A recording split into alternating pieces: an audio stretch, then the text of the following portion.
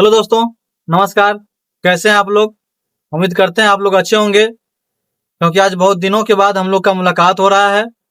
तो आज हम सोचे हैं जो आपका 10वां का संस्कृत लेके हम थोड़ा सा आगे बढ़ते हैं, ताकि हम लोग ग्रामर में रुके हुए थे। ग्रामर चल रही थी, बीच में कुछ गैप मिला हमको, कहीं हम बाहर चले गए थे, इसकी वजह से क्लास नहीं ले पाए।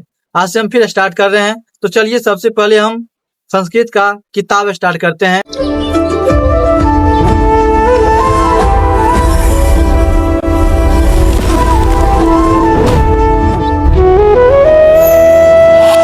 आपको दिखाते हैं, यही किताब है आपका संस्कृत का, ठीक ना।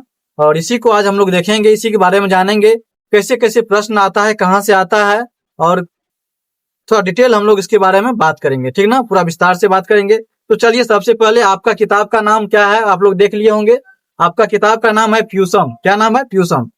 चलिए हम लोग देखते हैं। सबसे पहले प्यूसम देखने से पहले इसके विषय में हम लोग जान लेते हैं। क्वेश्चन आखिर व्याकरण से कितना आता है और बुक से कितना आता है, थोड़ा हम लोग उसका विस्तार कर लेते हैं। तो चलिए सबसे पहले हम लोग देखते हैं, ये जो क्वेश्चन आता है आपके एग्जाम में, यानी तो संस्कृत से देखिए,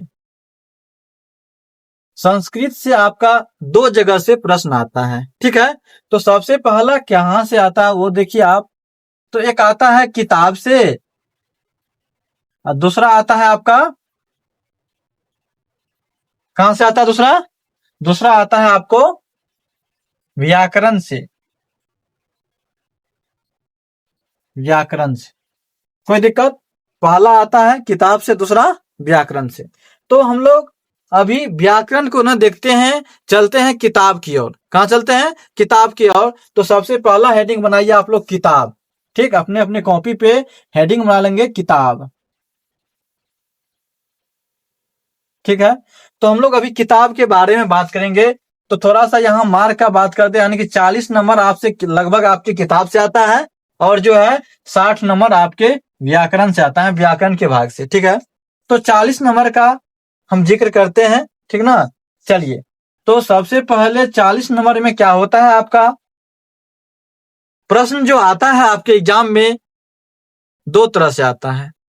पहला आता है वस्तुनिष्ठ प्रश्न, और दूसरा आता है सब्जेक्टिव, जिसको कहते हैं आप लोग ना सब्जेक्टिव प्रश्न, सब्जेक्टिव क्वेश्चन।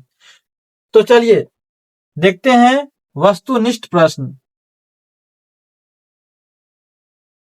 वस्तुनिष्ठ प्रश्न आपके किताब से लगभग 40 प्रश्न आती है। कितना आती है? 40। और आपका क्या होता है? अति लघु उत्तरीय, अति लघु उत्तरीय प्रश्न जो आते हैं आपके एग्जाम में, यानी कि 2 नंबर 8 को प्रश्न आते हैं, कितना? 2 मार्क का, यानी 16 नंबर का। तो आप देखिए, वस्तुनिष्ठ प्रश्न कितना आता है? 40 आता है, और अति लघु उत्तरीय प्रश्न कितना आता है? 16 आता है, यानी टोटल 56 आता है, जिसमें 40 को ऑब्जेक्टिव आता है, 16 को क्या होता है, मतलब 8 को क्या होता है? सब्जेक्टिव आता है, यानी 16 नंबर का सब्जेक्टिव आता है। तो इस तरह से आप सिलेबस अपने बुक का देख लिए। अब लोग हम स्टार्ट करते हैं क्या चीज, अब हम लोग देखें किताब का क्या क्या चैप्टर है, उसके बारे में हम लोग जान लेते हैं। तो आपके किताब से जो होता है, कितना चैप्टर है मालूम है आप लोग को? यानी कितना अध्याय है? यानी टोटल अध्याय है आपका 14। आपका ये किताब का जो नाम है प्यूसम,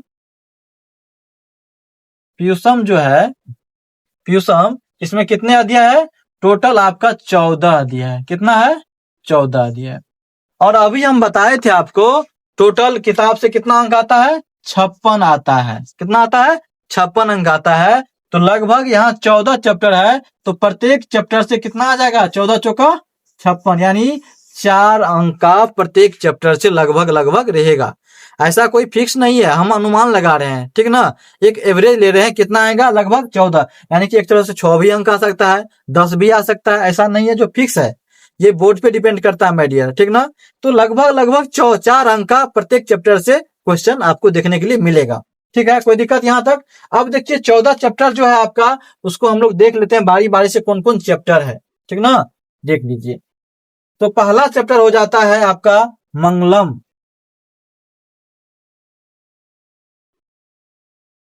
ठीक ना। क्या होता है? मंगलम। पहला चैप्टर आपका मंगलम होता है, और मंगलम के ये जो है आप देखेंगे किताब में एक साइड में उसका लिखा आता है उपनिषद। क्या लिखा आता है? उपनिषद भी लिखा रहता है, उपनिषद। इसका मतलब समझते हैं ये क्यों लिखा रहता है? ये क्योंकि ये मंगलम पाठ जो है आपका उपनिषद से लिया गया है। कहां से लिया गया है? उपनिषद से लिया गया है। ठीक है। दूसरा चैप्टर आपका आता है, दूसरा आ जाता है क्या? पाटलिपुत्रम।